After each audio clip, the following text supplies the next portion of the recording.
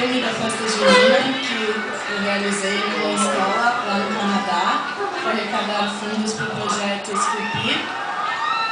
Foi muito divertido, todo mundo se envolveu, todo mundo ajudou e foi muito gratificante participar desse projeto.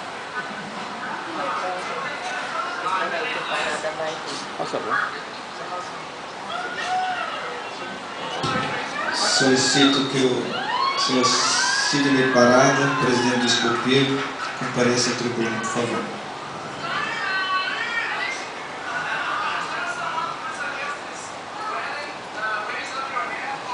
All together.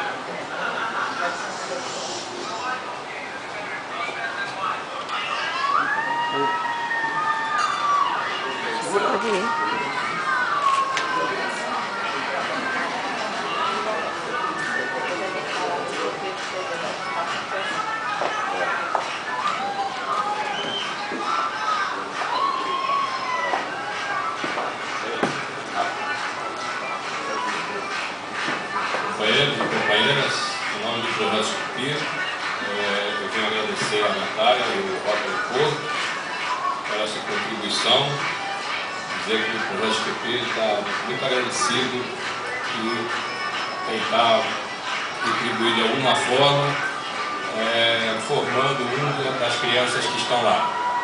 A gente está se empenhando, a gente pegou a diretoria agora, e a gente está mudando, a gente está tentando dar um reforço escolar maior para eles. E quem sabe aí a gente vai dar o retorno formando uma delas.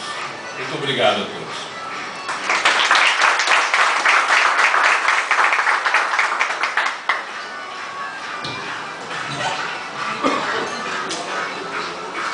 Hoje nós vemos os nossos jovens aí na idade da Natália se preocupando com o vestibular, o que vai ser no futuro.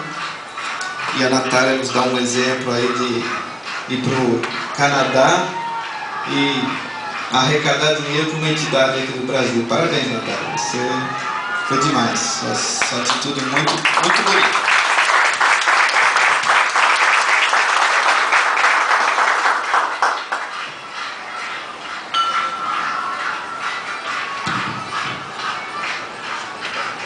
Peço ao diretor do protocolo, Yoshi Neves, que apresente o palestrante do dia.